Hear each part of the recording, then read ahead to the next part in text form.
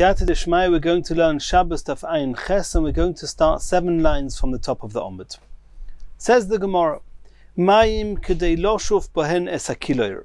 We saw that the amount of water that if you carry it on Shabbos you're chayev is as much as you need to mix together with the paste, a more solid type of paste that when mixed with water is then able to become an eye paste, something that they would cover their eyes with, and they would use that as healing when the eye needed healing.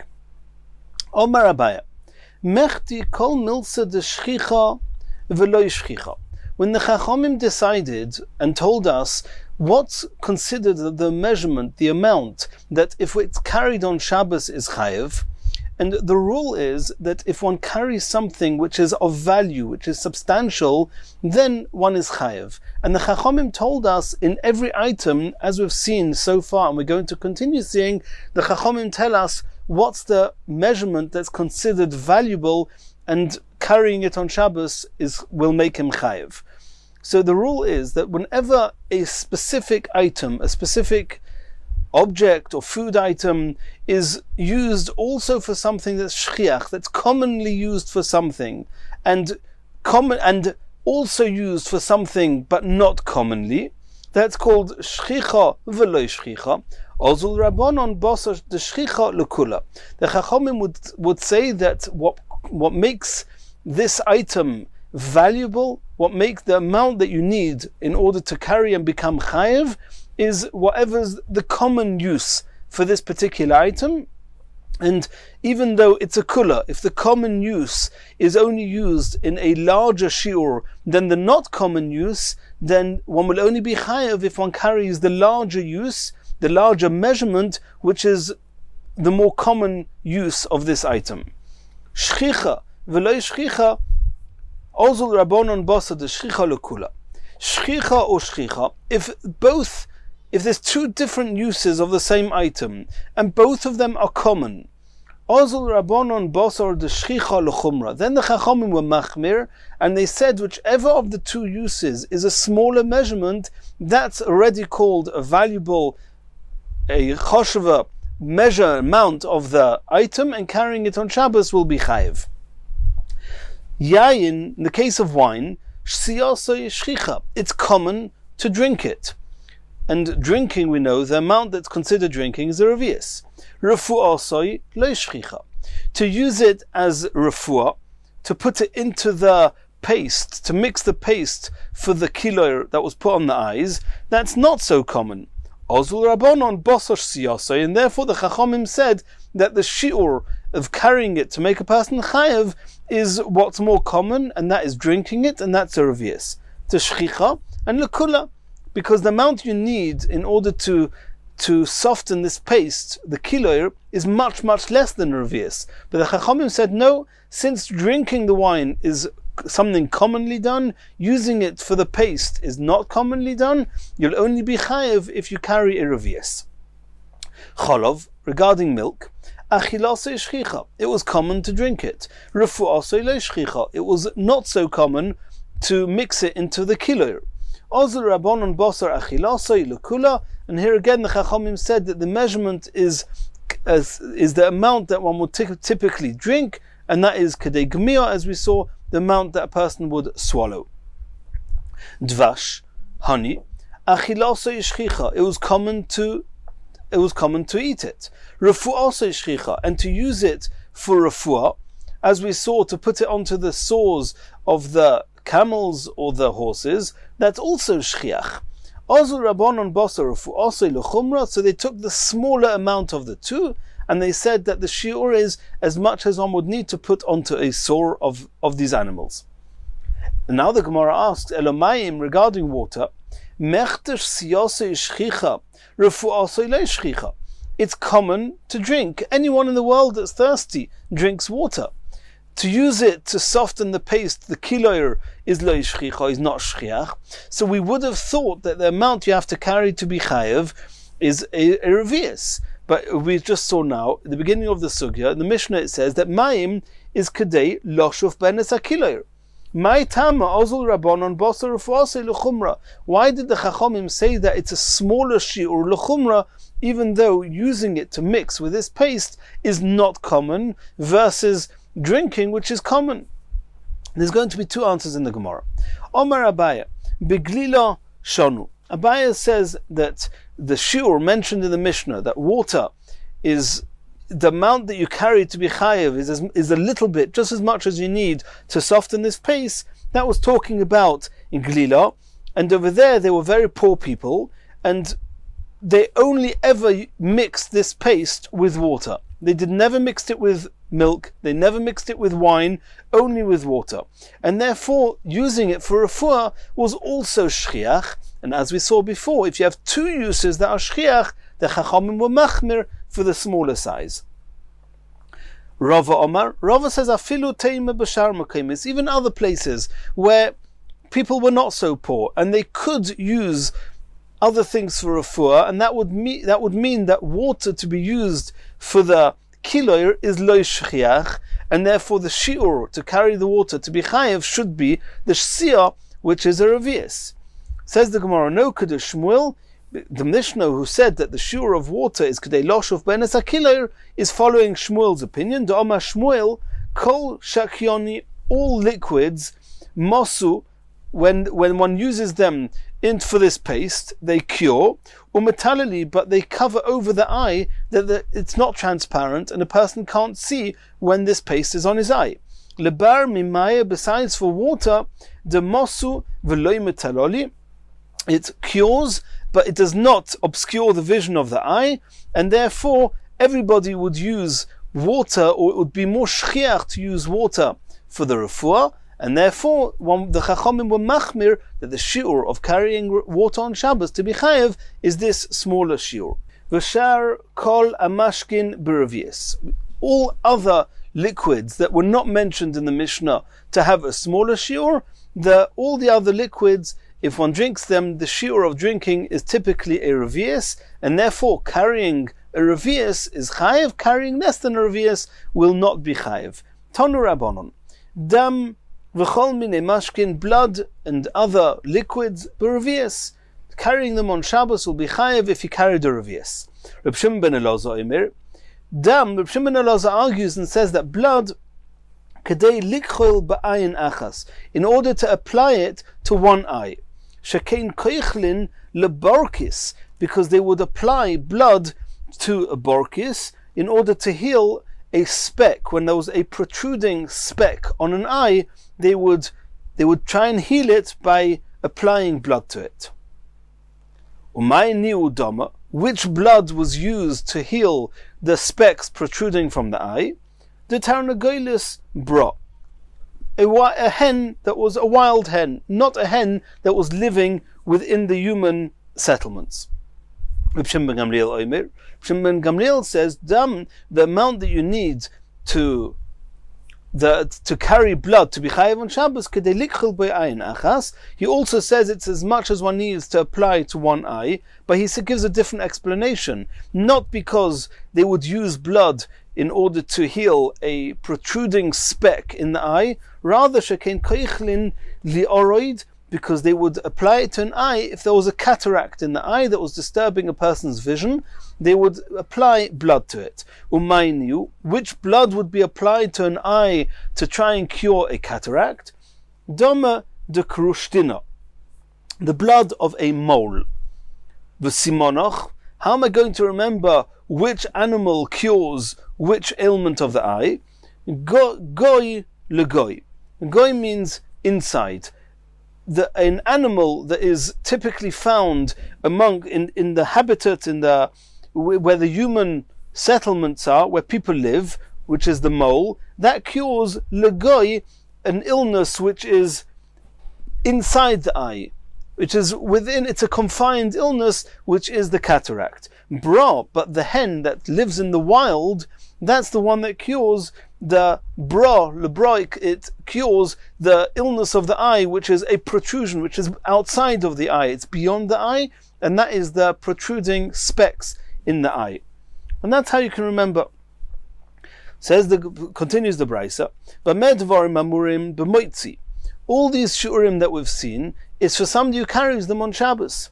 Aval b'matznia, but somebody who hides them on Shabbos, kol shehu chayev, he's chayev even in a shiur, in a measurement that's much smaller than all those mentioned here.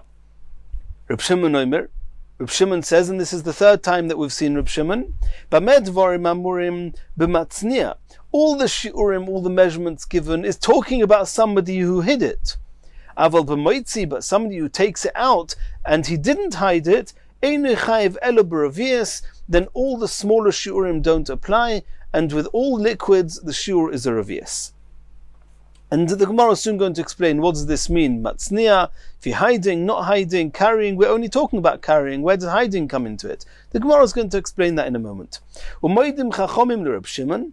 The chachomim agree to Reb Shimon b'moitzi sheifchin, that if somebody carries wastewater, and we'll soon see why it has any value whatsoever, why it should be chayiv at all, but if somebody carries wastewater l'Rishus Harabim into Rishus Harabim, sheshiuron revius, the shiur is a revius, even if he did not hide it.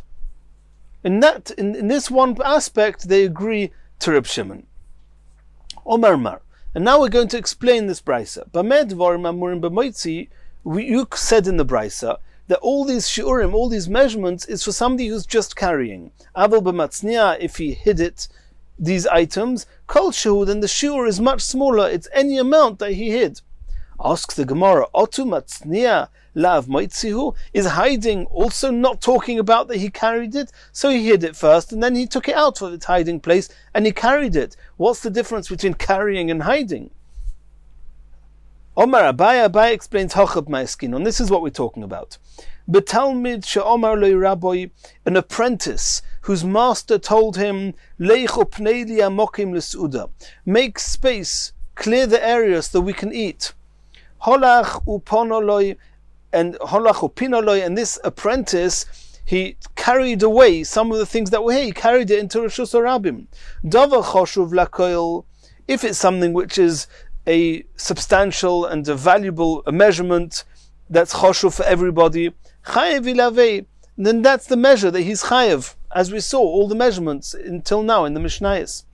Davar she'einei choshuv lakoil, if it's much smaller measurement than what's typically valued by people, i'atznoi rebi, if his master first hid it and therefore showed that it was valuable to him, mechayev ilavei, then this apprentice for carrying them is going to be chayev, even if it's a very small shiur that's not valued by anybody besides for the master.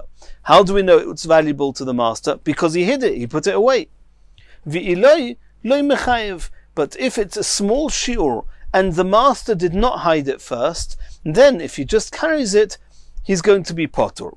And Rashi explains here that if we look carefully, this brayso says Reb Shimon ben Elazar, and we've already seen that Reb Shimon ben Elazar holds that if one person hides even a smaller shiur of any item, then it's not only choshev to him, but anybody else that carries it afterwards is also going to be chayev. We can understand that if I give value to a small amount of this item and I carry it, I'll be chayev.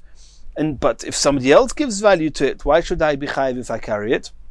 The answer is, since the owner valued it, according to Reb Shimon ben Elazar, anyone that carries it is going to be chayev, and therefore the example given here in the Gemara, Abaye gave an example of a student, of an apprentice that moved the items that were valuable to his master in his master's eyes, and that's what is chayev.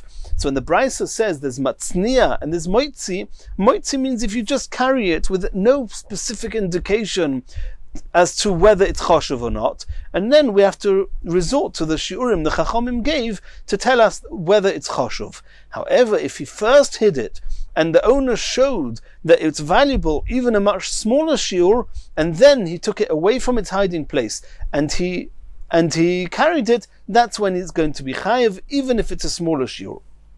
Continues the Gemara. Omar Mar, we saw in that brayso, Moidim chachomim l'Reb Shimon, the chachomim agreed to Reb Shimon, but moitzi sheifchin is somebody who did not hide the sheifchin, and he just carried the sheifchin, then he's only chayev for a revius. If he carried it l'Rishus Harabim, sheshuron b'revius. Asks the Gemara, sheifchin, this wastewater, lemay chozu. What's it good for? Why does it have any value? Says the Gemara, Omer Rabbi Yirmiyah, legabil behenes atit, it can be used to knead the clay. But Tanya asks the Gemara, you're talking about the amount that you need to knead clay, and that is a revius? But Tanya, the Brisa says, tit, clay itself, what shiur is called choshev to carry on Shabbos, kedelasis ben pi kur, to be used for the opening, not to make an opening, or the Ritva says to put around the opening, to smoothen the opening of a crucible. And that's a very, very small shear. So you don't need a revius of water for the amount of clay that you need for the piakur. Says the Gemara loy kashya. Had migbal, had loy migbal. When you're talking about clay that hasn't yet been mixed with water, there nobody would mix clay with such a small amount. It's too much bother, too much effort. A person would only mix clay if there's a whole revius of water into the mud and make that into clay. That's the shiur. Once you have the clay, then how much of the clay is valuable? Even just a small amount. But a person, even if he needs just a small amount, he won't just need a small amount. It's too much effort. He'll make a whole revius of water with however much clay it needs. He'll use a little bit for what he needs, and he'll use the rest for something else. A person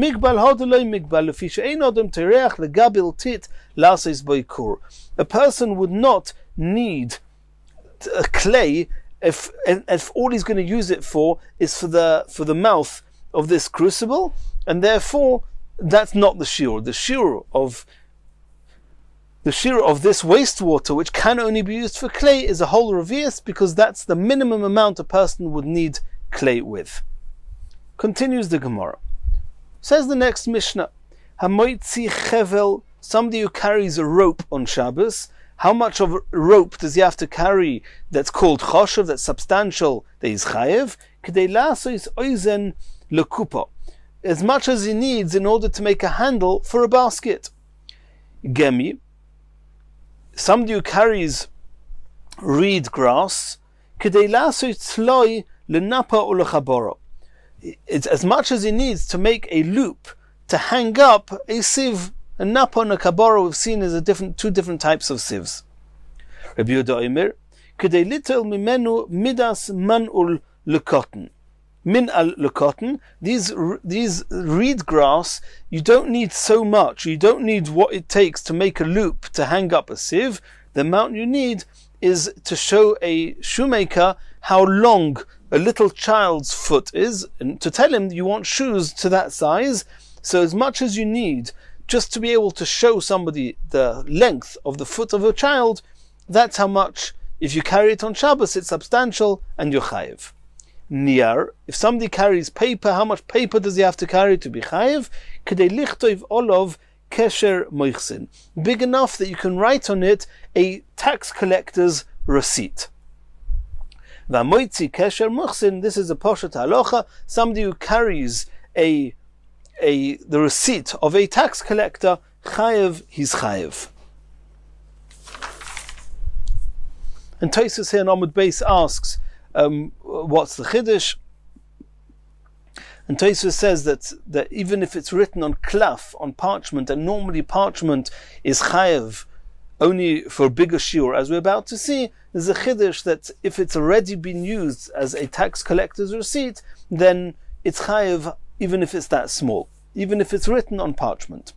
Continues the Gemara, Niyar, the Mishnah, Niyar mochok, paper that's been rubbed out and you cannot use it, you cannot write on it,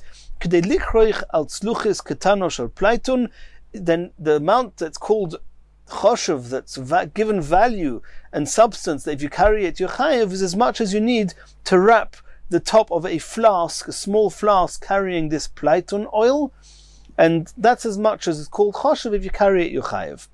Oil, skin, hides, leather, kedei lasos kamia, as much as you need to be able to write an amulet on it. Tuchsustus kedei lichtov mezuzah, klaf kedei lichtov olav parasha ktano shebetfilin, parchment, as much as you need in order to write the smallest of the 4 parashas of the Tefillin. And the Mishnah tells us, Shehi Shema Yisrael, it's the parasha of Shema Yisrael. We know that in the Tefillin there's 4 parashas, Shema v'hoyo im Shemaya, Kadesh and v'hoyo ki yivyacho. The shortest is Shema. The size parchment that you need in order to write the parasha of Shema, that's as much as if you carry that parchment, you're chayev on Shabbos. Dioi, if you carry ink on Shabbos, kedei lichtov beis oisias, as much ink as you need to write 2 letters. Kchoil, eye paint, kedei likchoil ayin achas, as much as you need to paint 1 eye. Devek, glue, kedei litein beroish hashifshuf, as much as you need to put on the head of a board, and the Gemara is going to explain this. Zefes v'gofris, pitch and sulfur, as much as you need kedei lasois nekev, to make a hole, an opening.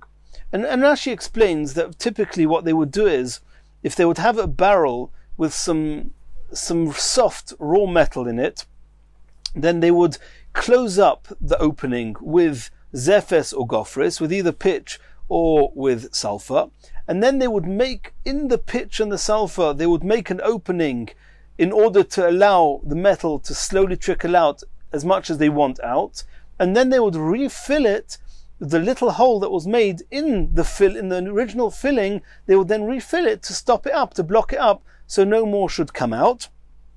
As much sulfur or pitch that one needs to fill up that inner hole, that smaller hole, that's what we're talking about here. That's as much as if you carry on Shabbos, you're chayiv.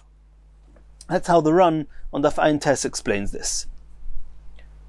Shavo, somebody who carries wax on Shabbos, kedei litein al pi nekev cotton, as much as it needs in order to stop up a small opening of the barrel. They would make an opening to let out the wine or whatever was in the barrel, and we would then block it up with wax. That's as much wax as if you carry it, it's choshuv and you're chayiv. Charosis, crushed bricks, kedei lasis pi kur shel tzorfei zav, in order to put onto the mouth, to make a mouth of the crucible of the gold refiners. And I don't know exactly what this is, but it was obviously they would use this crushed brick in order to make the opening or to secure the opening, and that's as much as if you carry it, you're chayev. Rabbi Yehuda Omer, kedei lasos pitput, as much crushed brick that they would use for a tripod. And there's different explanations. What is it that the tripod needs of this crushed brick? Is it some cracks in the tripod? Or there's other explanations. Subin, somebody carries bran, kedei litein al pi kur shel tzorfei zahav. Again, the gold refiners, they would put this bran, they would use this bran in the mouth of the crucible. And Rashi explains, in a place where coals were not common, then they would heat up this crucible with a fire of bran, not with coals. Sid, if somebody carries lime on Shabbos, kedei losud ktano shebabonois, as much as he needs to smear on the little finger of a girl, of a small girl, and they would use it to remove the hairs, as little as one is able to put onto a small limb of a girl. That's as much as is called choshev to carry on Shabbos. Rabbi Yehuda Omer, kedei lasos kalkal, as much as it needs to straighten out the hair on the temples. Rabbi Nechemia Omer, kedei lasud undofi, and as much as it needs in order to put on this person's forehead. Says the Gemara, Chevel nami lechayev kedei laso tzlai lenapa o lechabaro. We saw in the Mishnah that rope is only chayev on Shabbos if you take out as much as you need to make a handle of a kupa, of a basket, which is quite a big sized handle. But the reed grass, the gemi, it's enough if you make a loop to be able to hold the napa of a chabaro. The question is, why don't we say that even rope is chayev on Shabbos if you take out just a small amount to make a loop for the napa of a chabaro? Says the Gemara, kiven dechorik b'mono. Since this rope is made of coarse material, it's going to scratch, it's going to cause a gravis in the utensils, and therefore they would not use the rope for the nap of a chabara. And therefore, lo of the inch, people don't use it for that, and therefore the smallest thing that people use rope for is to make a handle for the baskets, and that's the shir that if you carry on Shabbos, you're chayev. Tanu Rabbanon. Hutzin, these are branches of a palm tree. Kedei lasois oizen lesel kfifa mitzris. This, as much as it takes to make a handle for a basket that's made of palm barks. Siv, if somebody carries the palm vine, which is another part of the palm, achirim oimrim kedei litein al pi mashpech cotton, as much as one will need to put onto a small funnel, lisanein esayayin, to strain the wine with it, and they would put this sieve, this palm vine, on the funnel, and as much as is needed for this funnel, if you carry it on Shabbos, you're chayiv.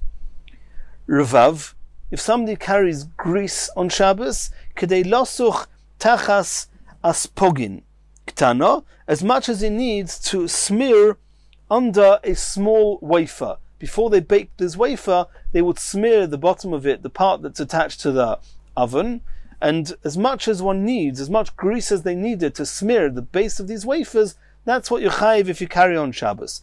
V'kamo shi'ura, how big does this wafer have to be that the grease that they use to cover the base of it is chayiv? Kesela, the size of a sela, a coin. Tanya asks the Gemara, Kagregris, that the amount of grease that is chayiv on Shabbos if he carries it is as much as he needs to smear a wafer the size of a dried fig. Says the Gemara, Idi ve'idi chad shi'uruhu, a dried fig is the same measure as a sela. Continues the Brisa, Muchin, if somebody carries cotton on Shabbos, Kedelas is kadur ktano, it's as much as he needs in order to make a small ball. V'kamo shi'uroi, how big does that ball have to be? Ke'ego is the size of a nut. Continues the Gemara.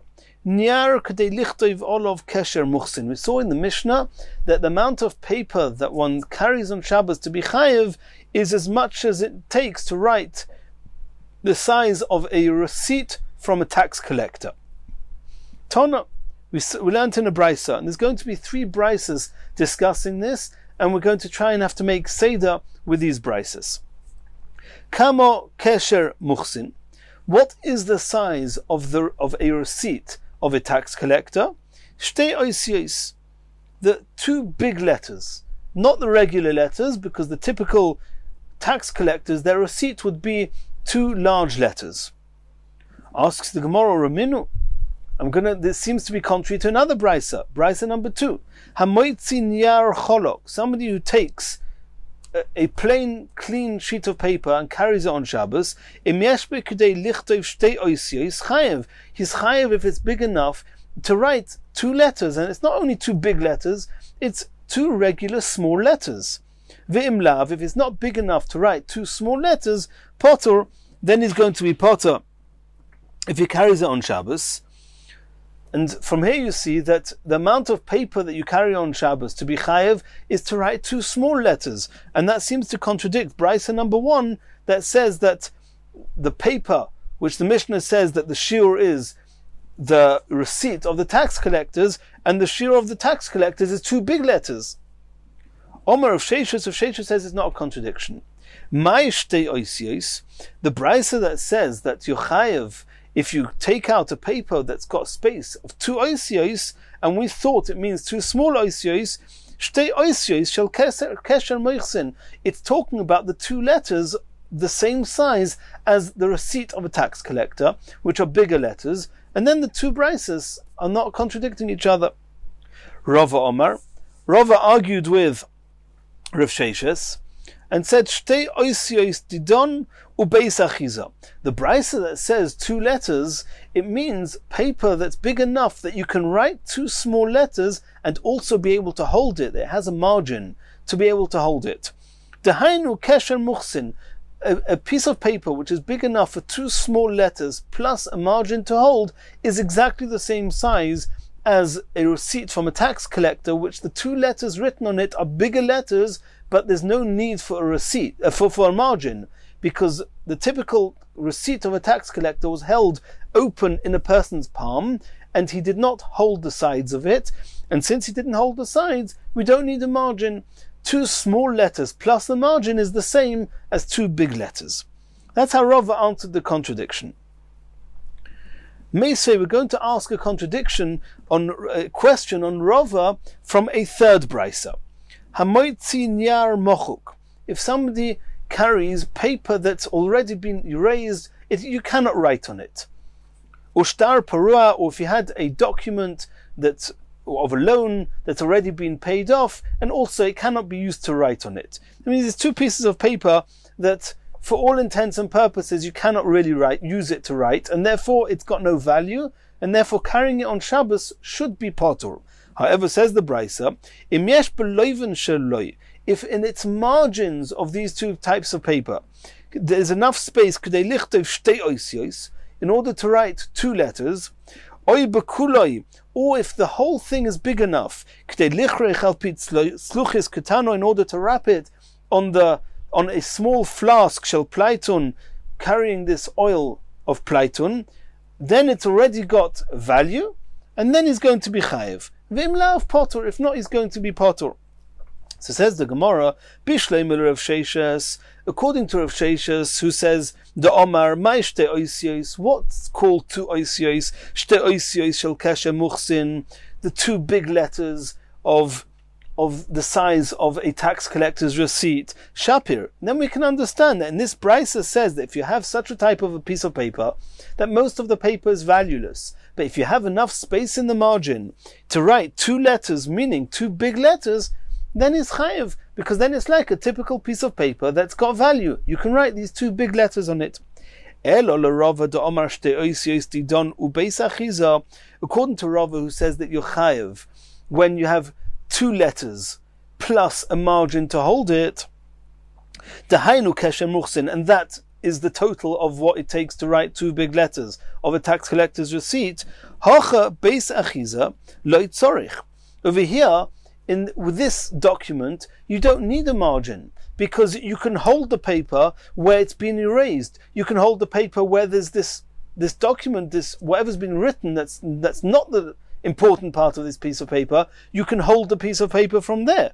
So when the Brisa says Kedei lichtov shtei oisiyos, then it must mean just two small letters, not including the margins, because you don't need a margin for this type of piece of paper. And then it's enough if the margin is big enough to hold just two small letters. And that's contrary to what we said before, that according to Rava, if you just write two small letters, it's not chayiv on Shabbos. And here you see a brisa that according to Rava, the two letters here, which Rava says always two letters means two small letters, is two small letters without a margin. Before he said it's only with the margin. Kashya. So it's a question on Rava, and the Gemara chooses not to answer it. Continues the Gemara.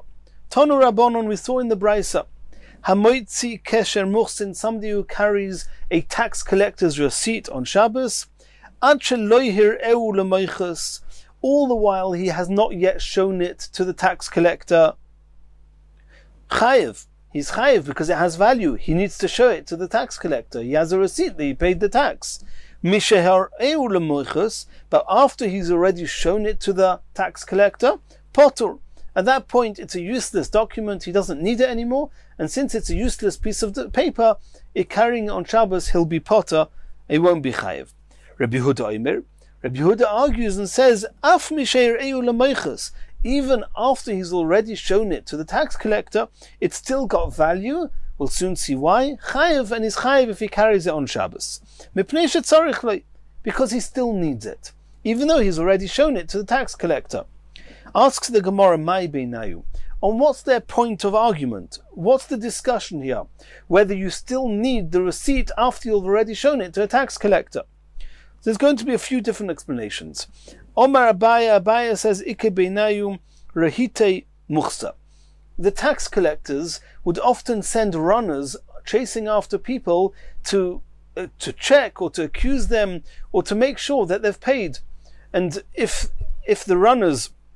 you cannot prove to these runners that you've paid, they'll take you back to the head tax collector and they'll make you pay again. So the discussion here was in the Brisa, according to the Chachomim, they say that it's fine. If the runners catch me, I'll go back to the tax collector and I'll tell him that I've paid, and that's fine. He'll remember that I've paid. But Rabbi Yehuda says no. Rabbi Yehuda says that a person is going to keep this document, this receipt, in order to show it to these runners, so the runners shouldn't bother taking them back to the head tax collector, and therefore it still has value. Rava Omar. Rava says, Moichus Godel or Moichus Cotton Ika Beinayu. When there was a chief tax collector, and there was a subordinate, a smaller, a more minor tax collector, that's what they were arguing. And typically, the chief tax collector was not the one that's going to be waiting on the bridge, stopping you from passing. It's only going to be this Moichus Cotton that's going to stop you.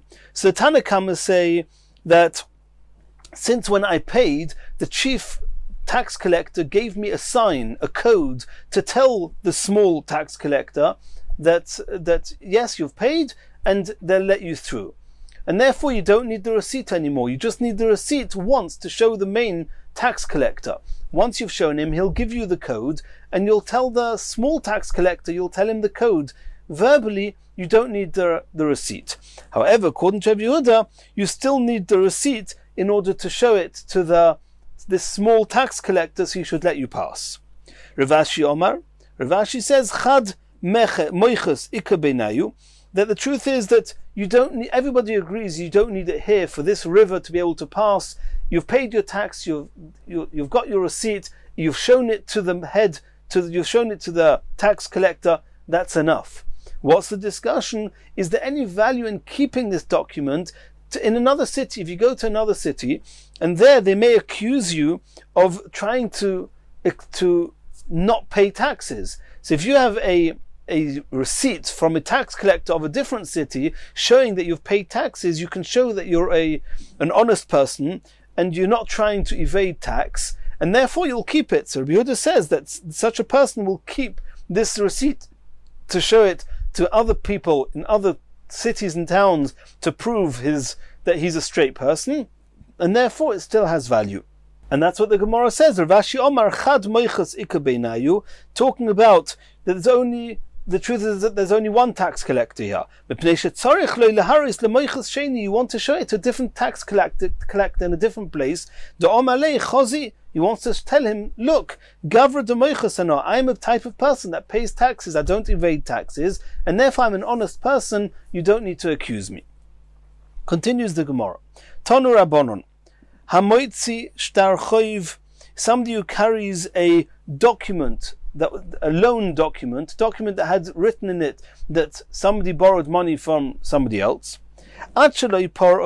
all the while that the loan has not been paid off, and there's obviously value in this document. Chayev, if you carry it on Shabbos, you're chayev. Misha after you've already, the document's been paid off, potur, then there's no more value, and if you carry it on Shabbos, you'll be potur. Rabbi Yehuda says, Af misha chayev, even after the loan has been paid off, he's still chayev for carrying it, because you need the document. And the Gemara is asking again, Mai beinayu, on what's the point of contention? What are they arguing about? What's the discussion? And there's going to be here 4 different explanations. Omer of Yosef, and till now I've specially avoided explicitly saying who's holding this shtar, who's going out, who's carrying this document on Shabbos. Is it the malveh, the lender, or is it the loive, the borrower? And we're going to see now. Rav Yosef, Omer Rav Yosef, Osur lishois shtar parua ika beinayu. We're talking here that the lender is the one that's going out is carrying this on Shabbos. And there's a halacha, Rav Yosef says that they're arguing whether a shtar parua, a loan, a document of a loan that's already been paid off, and for whatever reason the lender still has this shtar. There's no good reason he should have given it to the borrower. But the question is the lender allowed to hold on to a shtar that's been paid off? Rabbanon Savri, the Chachomim say, Osur lishois shtar parua. It's also to keep such a shtar. You have to get rid of it. And therefore, there's no value to it. And therefore, you're potter once it's been paid off. Rabbi Yehuda Sovar, mutter lishois shtar parua. Rabbi Yehuda says you're allowed to keep such a shtar. And since you're allowed to keep such a shtar, then you can use such a shtar. What can you use it for? You can use it to cover a flask, as we saw before. If it's big enough that you can use it to cover a flask, it's got a use, it's got some value, and you're chayiv if you carry it. However, according to the Chachomim, it's an issa to hold such a shtar, and therefore there's no value to it, and he'll be potter if he carries it. That was Rav Yosef. Abaya Omar. Abaya says no. The kule alma osolisha is shtar parua. Everybody agrees that you're not allowed to keep a loan, a document of a loan after it's been paid off. Then the lender is not allowed to keep this shtar. So what they're arguing about? V'hocha b'moida b'shtar shekosvui shetzorich lekaimoi kumifligi. And this is a sugis elsewhere in Shas, but the way it goes is as follows: any document that's typically is being written and then signed by witnesses. If two witnesses come forward and say, we verify these are our signatures, then this document is a valid document and you can force the borrower to pay based on this document. If these two witnesses don't come forward, but another two witnesses come forward and say, we can attest, we can testify that these are the signatures of those two people and they're not forged, then again, the document has been verified and the borrower has to pay. What happens if one cannot verify the signatures? But the borrower himself says, I agree that this shtar was actually written and I borrowed money based on this shtar. That's called b'moida b'shtar shekosui. If he agrees that the shtar was written, even though it hasn't been verified from an outside source. The question is, since it's only verified by the borrower himself saying so, then it could be that the borrower can say, yeah, I did borrow, but I'm the one that's telling you that that this was once a legal document. Well, I'm also telling you that I've paid off already. And haper she'osa, hu haper shehited, is a rule that if you need me in order to assume that this is a valid document, you also have to believe me that it's no longer got any value because it's been paid off. So that's the question. After the borrower says, I admit that this was a document that I borrowed money with, is he then believed to say that I've paid off the loan or not? And that's the argument. That we're talking about a case where it was the borrower who agreed that this document was a valid document. They're arguing, does he also have to admit, I have not yet paid up, in order to allow the lender to force him to pay? Or no? Or even if he doesn't, and then if he says, I have paid, then the document has no longer got any use. Or do we say, he has to say, I haven't yet paid.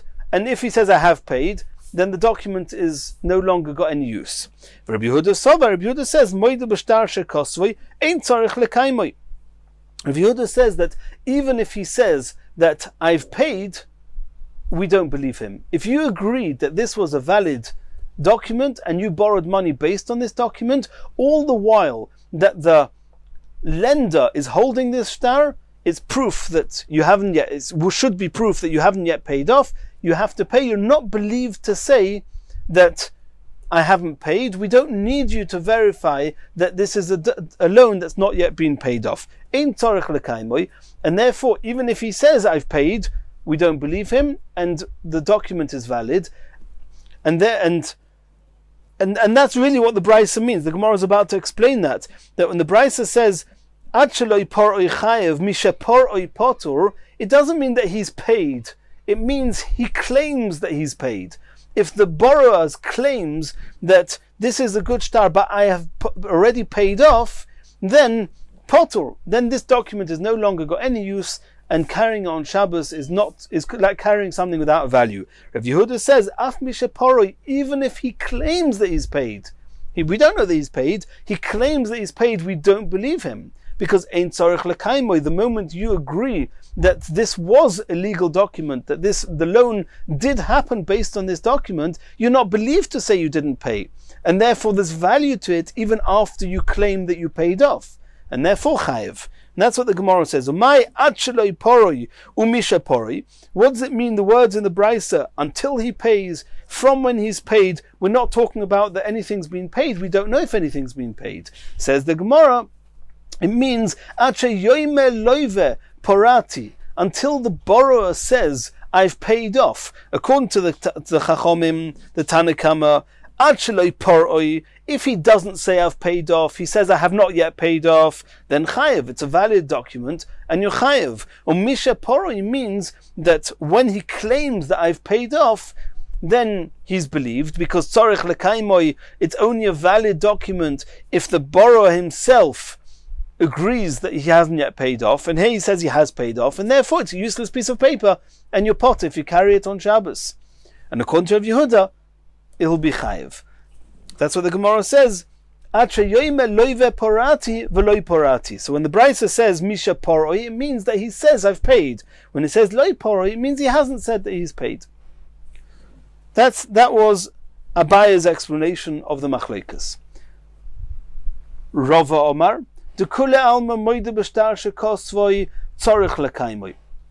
everybody agrees that if he says that I've already paid, he's believed, and there's no value whatsoever left to this document. So what are they arguing about? Why does Rav Yehuda say that if you go out with this document, you're chayev?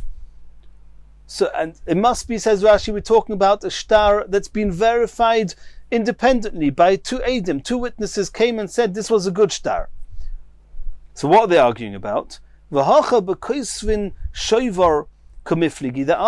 whether if the borrower comes, if the lender comes to the borrower and says, give me my money back, and the borrower says, no problem, give me the shtar back, and the lender says, I'm sorry, I've misplaced the shtar, I'll give you a receipt.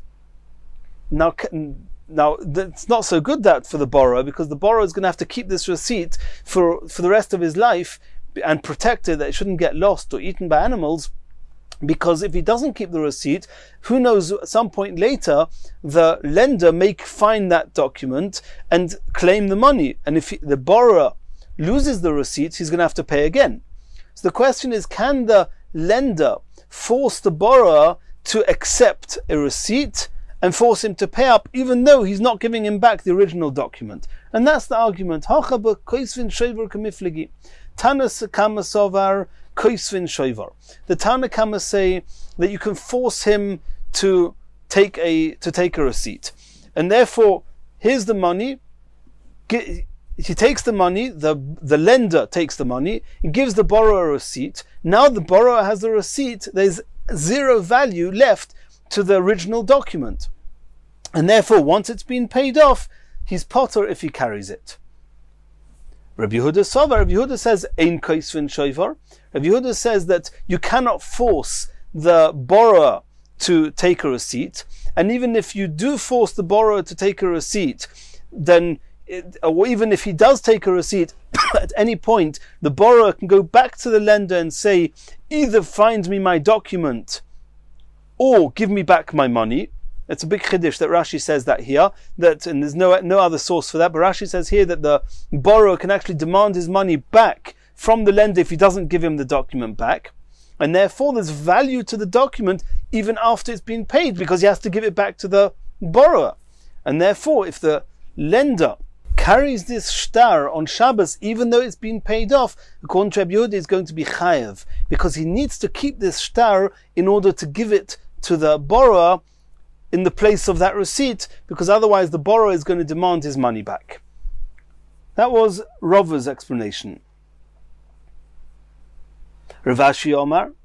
Rav Ashi is the first time, it's the fourth explanation, but Rashi says that it's not talking about that the lender is got this shtar and carries it on Shabbos, which is what Rav Yosef, Abaye and Rava said. Rav Ashi says we're talking about the borrower. If the borrower has this shtar and he carries it on Shabbos, מפני שצורך להראויסו לבעל חייב שני, דאמר לי חוזי גברו דפורו אנו. We're talking about that this document's been paid off, and the borrower now has this document in his own rishus.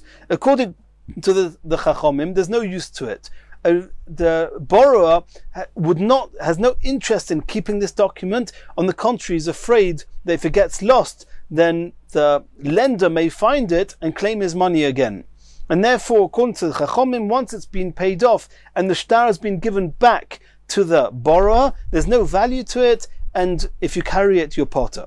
Rabbi Yehuda holds, no, Rabbi Yehuda says that the borrower is going to keep this shtar in order that he can show other people, potential people who are going to lend him money, potential lenders, look, I'm a reliable person. I pay back. You see, I borrowed money from this person, and you see, I have the shtar in my hand. I paid it off. You can see I'm reliable. And therefore the borrower has value in keeping this document, and therefore you carry it on Shabbos, you're chayev. And that's why Rav Yehuda says that even if it's been paid off, and now the borrower has the shtar, if he carries it on Shabbos, he's going to be chayev. And in Mir Hashem in the next year, we're going to continue from here.